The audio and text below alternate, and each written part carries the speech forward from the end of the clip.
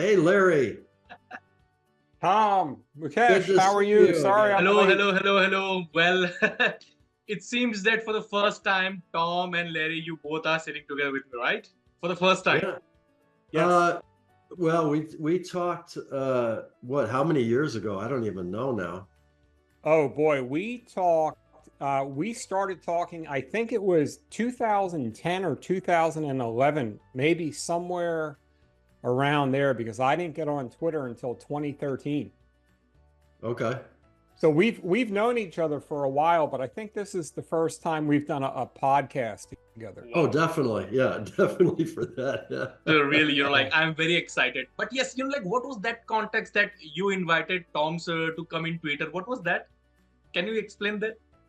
Yeah, it's a funny story. So I was on Facebook, and I saw Tom post on somebody's Facebook page, and I had read Tom's research when I studied Van Tharp, probably back in '06, '07, something like that. I read Tom's research and I studied it. And then I saw him on Facebook and I said, hey, why not? Let me just, reach out to this guy and send him a question. And Tom was extremely hospitable, answered a few questions for me. We started a bit of a friendship. And then Steve Burns brought me to Twitter. And then I said to Tom, I said, hey, Tom, you ought to come over to Twitter. It's pretty cool. And that was maybe 10 years ago. And I shook my head and said, "Oh gosh, one more social media site. That seems like work to me. I'm retired. I don't want to do this, but yeah, Larry says I should check it out." So I go over there and check it out, and lo and behold, he's my first follower. Now I've got like 50, almost 54,000 followers now, like Yeah. some 10 years later. It's and I Facebook is almost dead. I mean, there's hardly anything that Yeah. goes on there. I mean, I use Facebook now to see pictures of my granddaughters and stuff like that. Right. There's hardly anything done there on the financial side. Wow, that's Uh, wonderful, wonderful. So before we proceed further, do we have any interesting stories to share about anything about your friendship? Anything else? Or else we can continue. Well, what we just covered is one thing. Trend following. I think we talked a lot about average true range with Larry over the years, and right. I'm not sure what he's done with that knowledge, but that'd be fun to hear. But um, yeah, I think just talking trend following. We're both trend followers. Um, I don't know what else. Whatever intrigues you. Yeah, Okay, that's wonderful.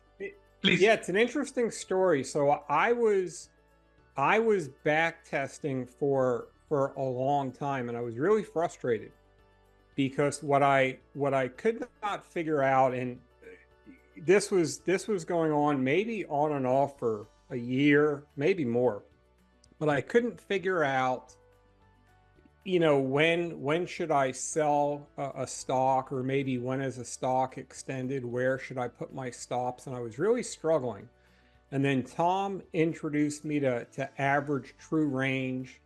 And I started to realize that, one place to look to maybe sell or take some money off the table is when that average true range really starts to expand quickly. And that conversation really just got me out of the hole that I was in with backtesting. And it just, one thing led to the next and led to the next, and it all started to make sense. But until Tom introduced me to average true range, I was really stuck. Okay, so finally, it's hopefully that ATR is working fine for you, right? I don't use it now. So it's interesting. I think it's great. But what I found works best for me is I do use a percentage based stop, anywhere from 8% to maybe 15%, but I do use some discretion. So when I look at it, I use a lot of discretion actually. So I'm not like, we can't say that I'm systematic because I'm discretionary. But what I'll do when I look at a chart is I'll try to determine where is the place on the chart that if I'm right, that price should not get hit. And it will usually be underneath the moving average or underneath a price support range. So I don't use ATR. I think it's great. And for people that are trying to build a systematic program, I think it's amazing. Wow, that's wonderful, wonderful. So you like today's topic is very common topic. We will talk about fear, greed, emotion, discipline. So what are the challenges of a trader? So if you both allow, so shall I continue with my questions? Yeah. Wonderful. Hit the So record and let's go. okay. So first of all, Tom sir, Larry sir, thank you very much for joining my show. And this is like commonly a friendly show. So we will be friendly. We will talk. We'll laugh. Anything, whatever you want to do, you can do it. Okay. There is nothing Okay, professional. You have to sit tight. Okay. Sure. perfect. Okay. So my first question goes to Tom sir, to you. If trading is so easy, then why a normal trader cannot get consistent income from trading? What is that one thing that is missing from every trader? For me, my guess is most traders view trading as not a way to make money, but a way to be in this exciting game.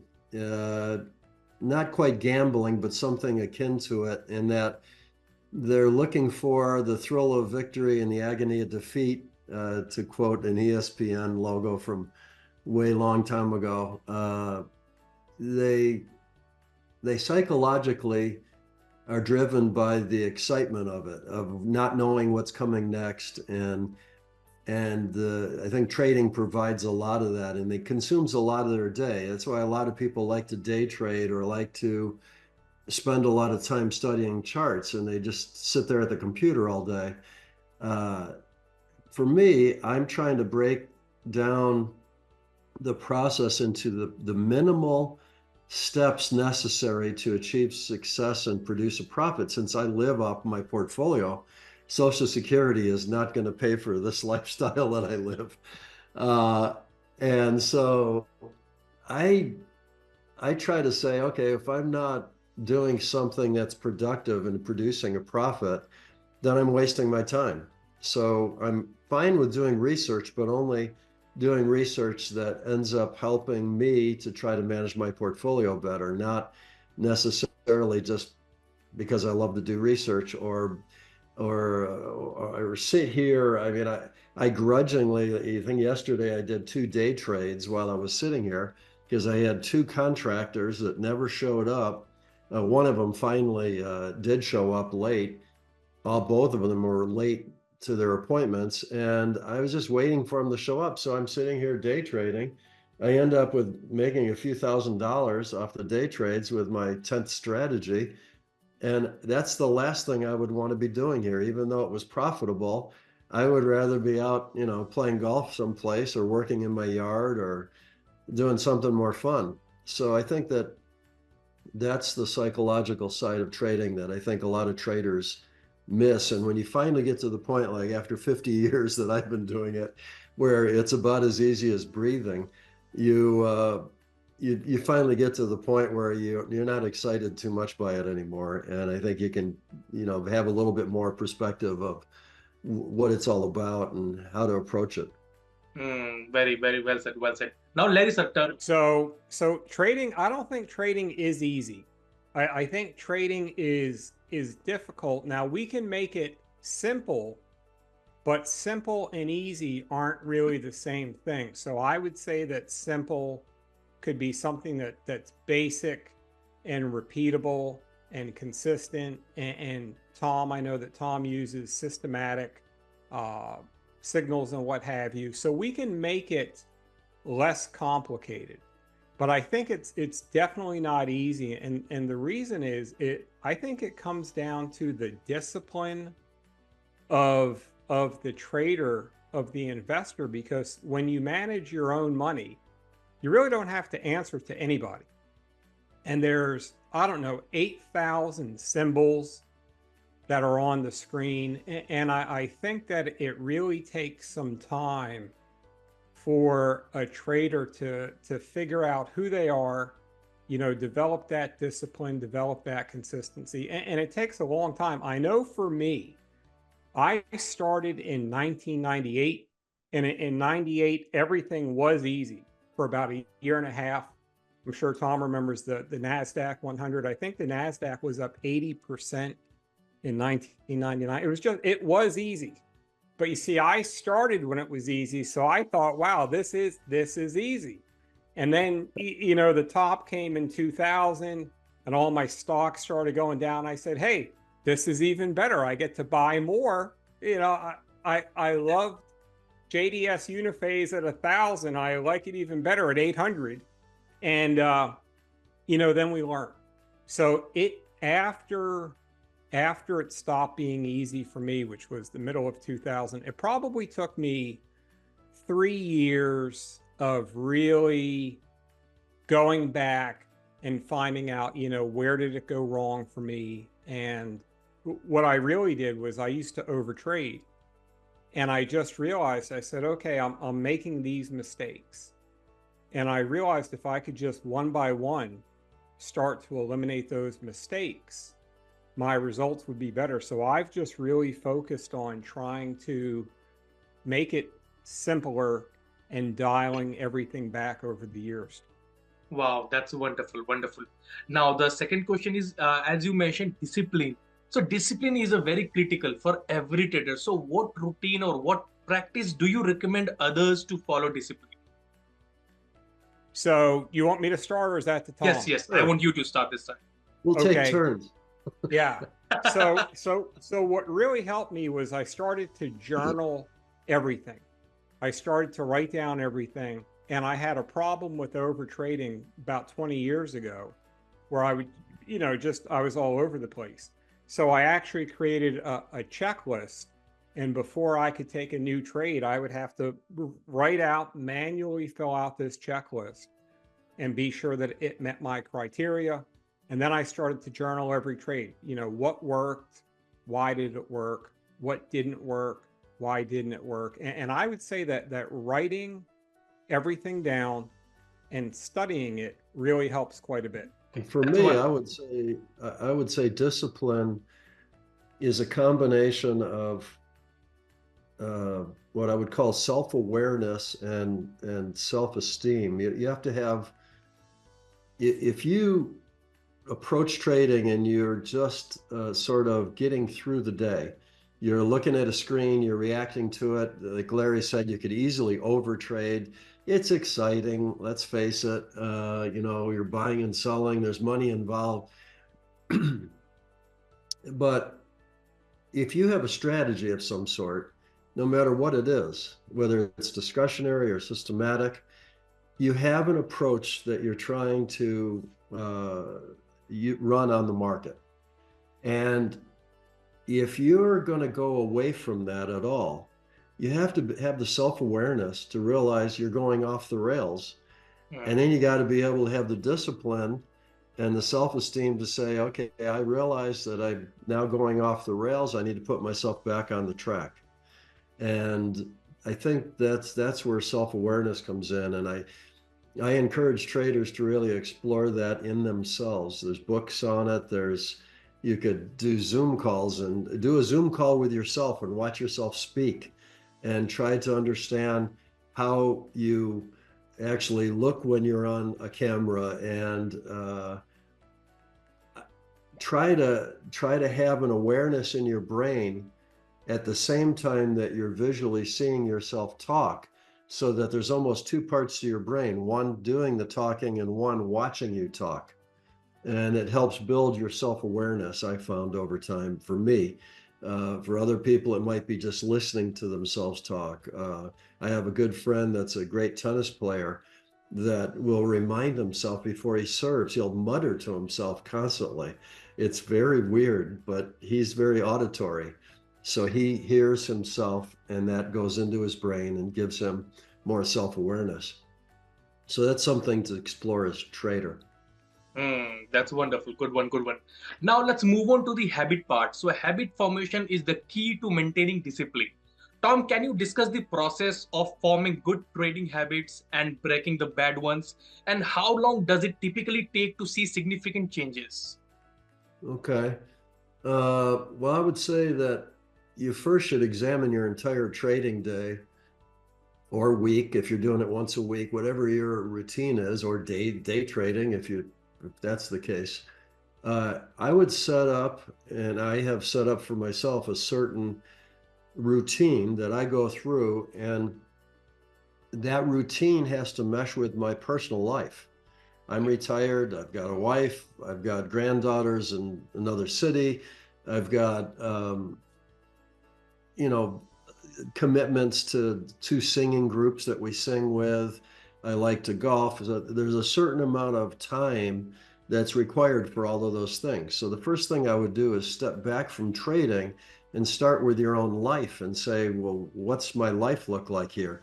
And then find those parts of the day that you think you can dedicate to trading. And in my case, everybody knows that between about 2 o'clock my time or 1:30ish all the way through about 3 o'clock, that's probably not a good time to schedule anything else for me because I'm going to be pretty busy running my afternoon run.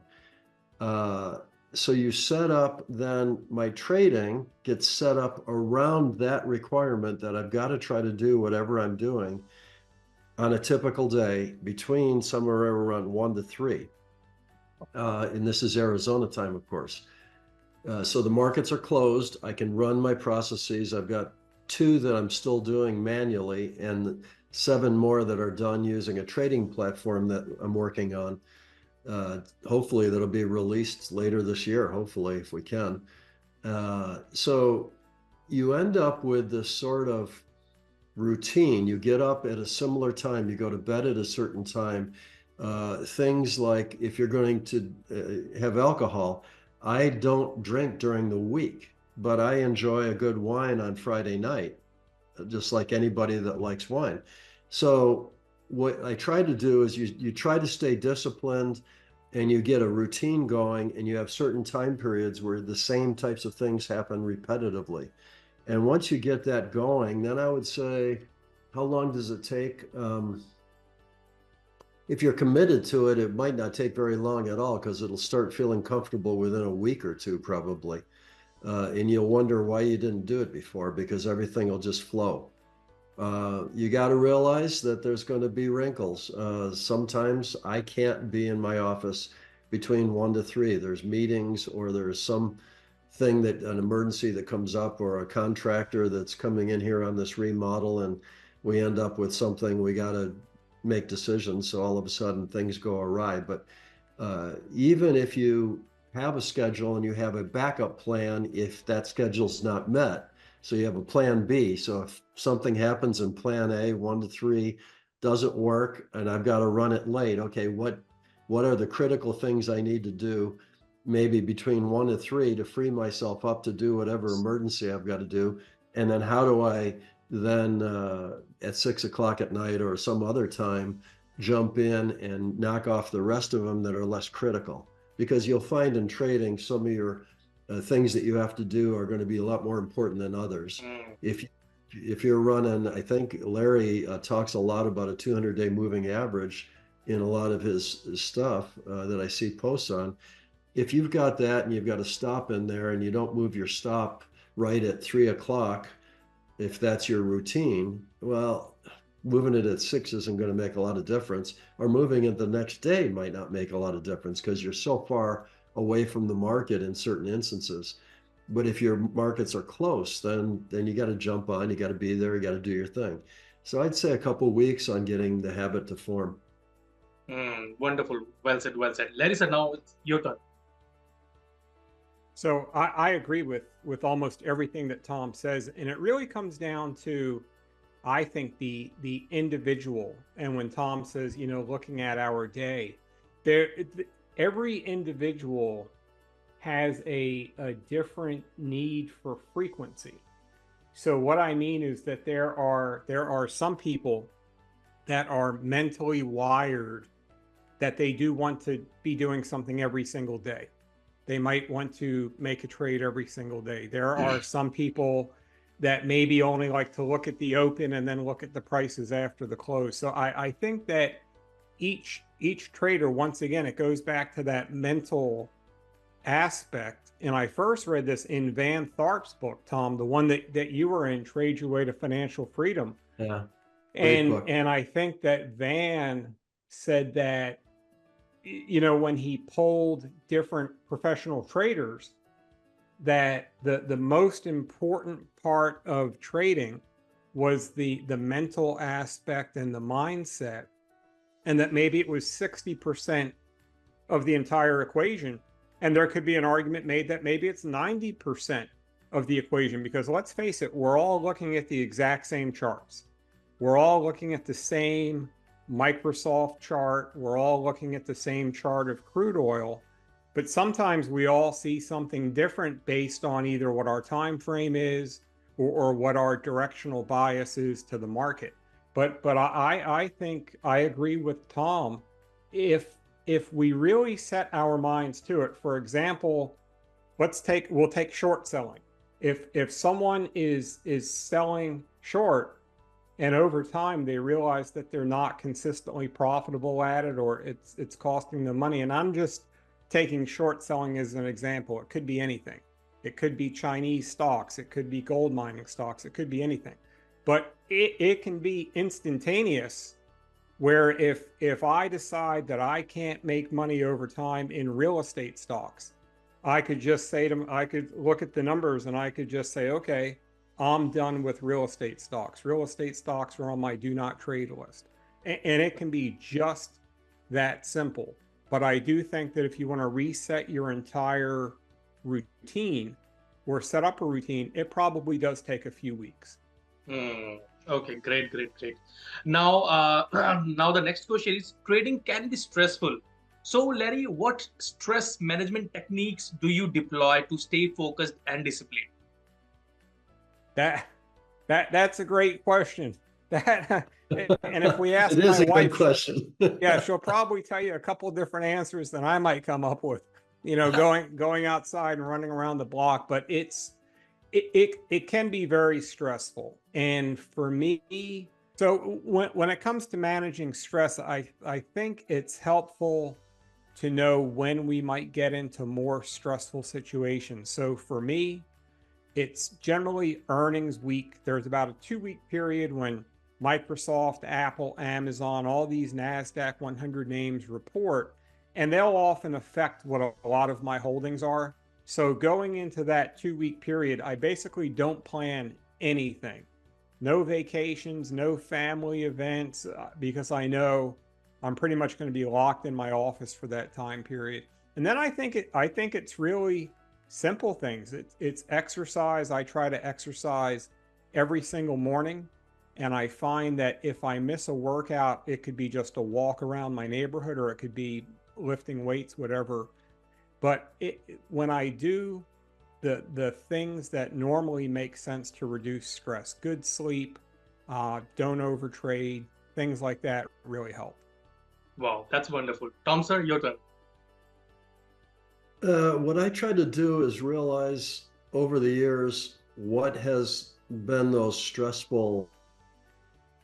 Back in my 20s, I realized at one point that drinking too much caffeine was, for me, it was my, I don't know, somewhat slender body. It seemed to hit me a little harder than some people. So that would jack up my heart rates, and I could tell my heart was racing a bit more, and I would be more stressed out over certain things than I should be, looking back. Why am I so stressed over that? That shouldn't be that stressful. And then the other thing that I started seeing is stress was related for me in the amount of fluctuation that I saw in different instruments or my portfolio. And I was managing money, other people's money at the time. So we had, up to 600 million eventually as a money manager. And so you got a lot of people potentially calling you and all that. So I tried to realize that in any one position or over the portfolio or any one strategy, how much is exposed to both the positive risk and the negative risk is very important to me. So I got a lot better at doing the position sizing. I wrote a book on the topic, provided the math that I use myself still after some 40 years now, probably. And when I can dial that in, say in my futures trading, a lot of people say, well, futures trading, my gosh, that is really dangerous and way too stressful and exciting. Well, I say, yeah, but in any one futures position I've got over here on the screen, I've got a 0.5% of my equity exposed to my stop loss point, or in Okay. some strategies, 0.4%, a little less than a 0.5%. And that's the risk level that I'm willing to do to keep my stress levels low. So it's actually a mathematical thing. If I start running it at 1% of equity, I would have more stress. If I took it down to 0.2, it'd be like sleepwalking. So you got to get it to the point where it's in that nice in between, not really crazy and not really boring. You want the returns. I mean, last year, I think I came in, according to IB, like 35% or something. Pretty good year for me. Normally, I'd be very happy with 15 or 20, but some of the markets just lined up beautifully and I caught them.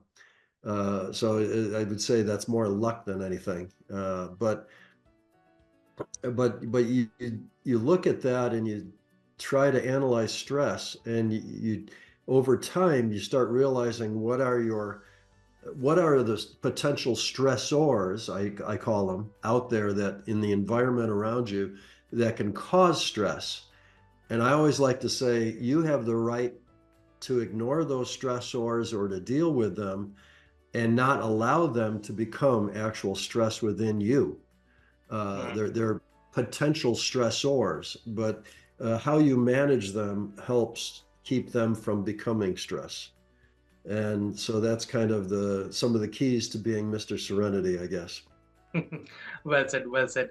Now, again, Tom, sir, how do you analyze and learn from your losses without letting them negatively impact your future trades? Uh, what I try to do on losses is if I don't see anything outside my strategy, I guess one of the things about being a systematic trader is I realize that over time I'm going to be maybe 33, 35% reliable on my trend following trades because I've run studies for, I don't know, 40, 50 years, and that's what they show. So I'm not surprised that there's a 2-to-1 chance that every trade I put on is going to be a loser. And the key is, was it a small loser? And when I'm on a run like cocoa was earlier this year, or orange juice last year, those types of things where things get total insanity, uh, you realize that you got to milk that one because that's going to pay the freight for all those little losses you took in the other ones. So as long as you're seeing everything being executed properly, you're seeing the gains to losers coming in 1 to 3 or 1 to 2, so 33% reliable, something like that. As long as you see the gainers having those big runs every now and then it's not broken, don't fix it. And that's kind of where I am with learning from my losses. If I see some loss that's extraordinary, like, I don't know, let's say some futures markets goes limit against me and I can't get out of it. Well, I've had minimized my size position, my position size, and I've got it controlled. So yeah, it's maybe hurting me, but it's one of 50 positions that I'm trading maybe, so it's not going to kill me. And hopefully other stuff's making up for it. And at that point, I would step in and think to myself, was there anything I could have done differently to avoid being in the middle of that situation, or to even minimize it even more if I could? And if there isn't, it's not broken, don't fix it. But if there is some great idea that you come up with, then I view it as sort of the tuition of trading. You're going to the University of Trading, and you pay a lot of money to go to college these days. Sometimes some of these places are charging 80, 90,000 a year. Hey, if you take a $1,000 loss on something, and you get away, you get a great education for that. You're getting a deal. So I don't get too worried about um, taking a loss if you learn something from it. Wow. Wonderful, wonderful. Larry, sir? So losses don't bother me too much as long as I followed my system, I followed my strategy, I took a good trade. What does bother me, there's quite a few things that do bother me. So I do get bothered when I get stopped out of a trade and then it reverses a lot higher without me. So I've had that, we've all had that happen before. So if I take a position and I get stopped out and it keeps going lower, no big deal. If I get stopped out and it just stays there, no big deal. But every so often, so I had this last year twice that I can remember, one with Supermicro and one with Celsius Holdings, the energy drink, where I put my stops. I looked at the chart. The signal in Supermicro, it was a stretch, but I knew it had big upside. But I put my stop where they should not find it, and they found my stop, and I was probably the last person that sold both of those stocks before they turn right back up. So if I either get stopped out and maybe, and my stops were correct, they just hit them, or if I sell a stock too early, I sold an energy stock early last year, Marathon, and then it went up like another 25%. Those sit with me for a while. I assume whenever I take a position, I assume that every single position I take is going to get stopped out. So I accept the loss at the beginning. So I size my position, assuming that there's a good chance I could get stopped out at any time for any reason. So when the stop gets hit, I don't love that outcome, but I accept it anytime I take a position that I can get stopped out. I do keep my losses. I haven't had a big loser in, I can't remember how many years it's been because of the way that I manage my risk. But what sticks with me more is those trades that either I miss because maybe I got bored with the position, and with the energy stock, it really just bounced around and did nothing for about a month. And I had these other stocks that were breaking out, and I try to keep my positions to about 15 to 20. This way I don't wind up with 30 or 40 positions and I've got random positions that I'm not tracking. So I said, well, if I'm going to buy XYZ stock, and it did work out, I'm going to cut this energy stock. So sometimes it's the ones that I miss that maybe I should have done better is what bothers me more than if I just get stopped out of a trade due to normal risk. Oh, that's wonderful. So now, now, as we have talked about this stop loss, so there is one question which is coming into my mind. Suppose I have placed an order, Microsoft is right now at 100 and I have placed in stop loss at 90.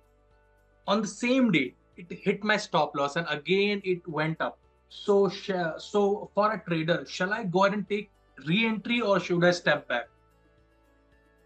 That's a good question, and I think it comes down to two things. If you get stopped out and then you get another buy signal and you think that the trade could work, then maybe I would take that trade, but with a little bit smaller size, so that if I get stopped out, I don't want to have two trades get stopped out, then it becomes one bigger trade.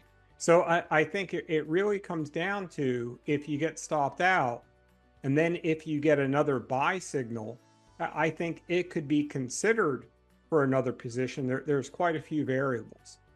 So we will go with the like limited position, right? Not the exact position. Generally, what I'll do is if I get stopped out of a trade and I go into it again, I'll generally take a little bit smaller of a position to start, just because and like Tom said, so if I'm using 50 basis points of risk and I get stopped out, and then I take the position again with another 50 basis points of risk, and then I get stopped out again, it's really like taking the trade once and getting stopped out for 100 basis points. So I'm personally not big on re-entering right after I've gotten stopped out, but that doesn't mean that it can't work or that it's a bad idea. Wow, wonderful. Tom, sir? Well, if anybody wants to read the position sizing book, one of the things that I have in the math there, if you think it through, is the sizing of positions based on risk and volatility. If you get a ticker that stops you out, then it's probably exceeded your first stop loss range and your first position sizing. And now the prices have gone farther in probably both directions, down, and then you're getting back in, let's say you're considering doing that. So your risk per share on that one trade is going to be larger typically than the risk per share on your original trade. The higher the risk, the smaller the position. So it mathematically does what Larry is doing instinctively. And that's how I do it. So it just automatically downs my position size.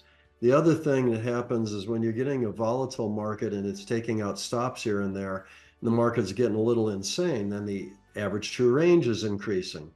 Average true range higher, position smaller. So kind of what I do automatically does that systematically. And I think it's a good practice. I think Paul Tudor Jones said long time ago that sometimes his ability to just be flexible and not have an opinion one way or the other, and just, if you get stopped out, fine. And then if it looks like it's going the other way, go in again. If it takes off on you, great, stay with it, add more. I mean, he was a master at understanding the mentality of feeling the way the market was going and going with it, and not worrying too much about what had happened on the last trade, because that's gone and done and it's in the tax records now. Worry about what's happening right now all the time. Don't worry about next week. Don't worry about last week. Now. And Wonderful. So my next question is okay. position sizing plays an important role in trading? Yes. If I had to rate position, mental side of trading, the position sizing, and then the buy sell indicator that you use, or whatever technique or discretion, whatever you want to use to decide to do a trade, I would say the mental side is number one, because without that, you can screw up everything else. You have no discipline. You're just gambling. Everything is crazy. Without position sizing, though, if you get a signal and you put too little on because you're kind of nervous about this position or this ticker, and so you say, well, I'll do a half size. Well, that's not going to contribute to your portfolio like it should. So when you're right, it's not going to be able to make the money that you need to cover your losses that you're going to undoubtedly have. So mathematically, that just doesn't work very well. Or you do the opposite and you say, wow, I really like the setup here. This is awesome. I'm going to, bet the farm. That's a good way to wipe yourself out. So the buy sell decision, the random number generator study that I did a long time ago, took 20 markets and just flipped a coin basically if there was no position. Once it was in a position, I did a trailing stop. I managed my position size perfectly, algorithmically, and of course did the historical study over lots and lots of years. And these were all futures markets at the time, but the study has been redone by several people using stocks, and other people have done it with futures. And in essence, what you find is that there's a slight propensity to make money just using a flipping of a coin to buy and sell. But the position sizing is critical. If you mess that up, you'll quickly, make that return to risk go bad. And if you then can't even follow through and run the system, because mentally you're just screwing it up, then you're lost anyway. So in that order, mental, position sizing, and buy sell engines would be where I think the important aspects of trading are. Wow, that's wonderful. Great to hear that. Now I'm with the last question. Well, Larry sir, continuous improvement is a key for long-term success. So, Larry sir, what strategy do you deploy for continuous improvement in your trading skills, and how do you ensure that you are constantly evolving as a trader? So I think the first thing is it goes back to journaling, writing down your trades, studying everything. So, what were the buy signals? What were the sell signals? What was the position sizing? I really think the most important thing is to study everything that you do in the markets, look at your results, maybe look at the things that you don't do. And for me, where I really started to turn the corner a while ago was I got tired of losing money. So I would look at trades, and I pick on short selling, and not because I'm anti-short selling, because I'm not, but I'm not good at it. So once we figure out what, the person that sits next to me might be the world's best short seller. So I won't tell anyone that, this is good or this is bad. But for me, I'm not good at short selling. So what I learned was if I stopped selling short, I generally improved on the long side because I was more open to what was happening on the long side of the market. But and once again, I'm just using short selling as a generic example. It's not a specific, because people do it and do just fine at it. But I think that the thing is that we need to look at what we're doing, what's working, what doesn't work. And I think one of the most important things is once you figure out who you are, because we're all different. So what Tom does, what works for Tom, and Tom's mindset might be different than what I do, and it might be different than what you do. But there's many ways to skin the cat, so to say. So as long as we find what works best for us, I think that's the most important thing to do. And then once you figure out who you are, and once you figure out what works best for you, work on executing that as good as you can, and don't worry about what everybody else is doing. Well said, well said. Tom, sir? Yeah, a lot of good things there, Larry. If you, I get a lot of emails and, direct messaging on Twitter and everything else about, I'm a new trader and what would you suggest? And, how do you do your hedging, or how do you do your this or that, or futures trading? What indicators you use? And I'm fond of continuing to say, look, what I do, apologize, I got some trades going off, a little beeps going on. Um, the what I do, if you really sat back and think about it, nobody else should do, because nobody else has exactly the amount of assets that I'm having to manage, or the objective, or being 71 and retired, and my background as a money manager, my knowledge of futures, my knowledge of stocks, bonds, all this stuff that I've traded in my lifetime, the ability to deal with lots and lots of computer stuff and math. I'm an engineer by background. Each person that goes out and trades has a unique set of characteristics about the challenge that they face to be successful in trading. And they have biases, they have knowledge levels, they have contacts, people they know, mechanisms and brokerage firms that they use that are different than mine. There is no way it would be logical to try to replicate me. The same way it would be illogical for me to replicate Larry. Larry's got a different set of assets, different set of knowledge levels, different set of everything, different schedule during the day, probably. So what you got to do as a trader to be successful is to examine how well what you're creating for yourself matches who you are, the assets that you have, the knowledge levels that you have, the math and computer skills that you possess.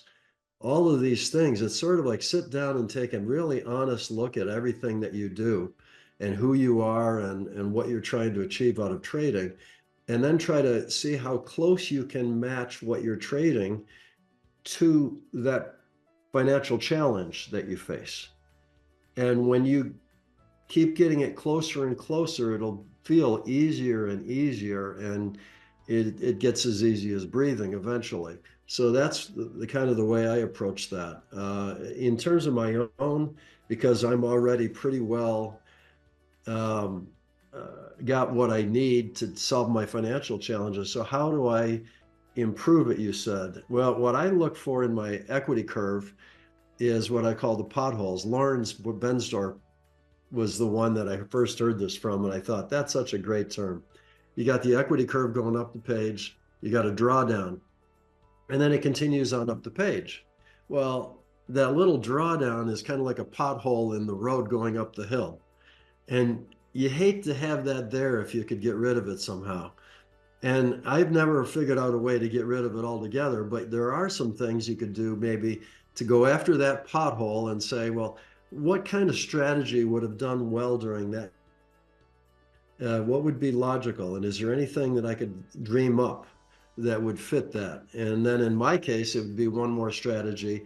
I'd run it simultaneously. If it didn't cost me too much during the good periods where all the other strategies were already making a lot of money, then I might accept a lower return overall, but I get rid of that pothole. So my return to risk goes up, the line gets smoother, I get more even keeled than I already am, and life's good. So that's kind of the way I look at trying to improve. Look at those potholes and look back at those periods and try to let your mind wander, see what you come up with. Wow, that's wonderful, wonderful. Now, with the conclusion, correct me if I'm incorrect here. So I can say trading can't be copied. Trading has to be created by self-understanding who you are actually, right? Right. Am I right? Yes, Wonderful. absolutely. Wonderful, wonderful. So, sir, that's the end of my question. Well, these are the few questions which I have asked, and I'm really glad that like we are meeting after a year and we are having this discussion. Definitely, we will continue this. Let's wait for some more. I know like we are waiting for this. I think since 4 months. Well, we have scheduled this meeting. So definitely after we will come back once again, and then we will talk with the latest question, latest market scenario, and all those things. So I hope you guys enjoyed a lot, and my questions are relevant to you guys. Right. So if I can just quickly, so first I want to say, Tom, it's great to share the screen with you.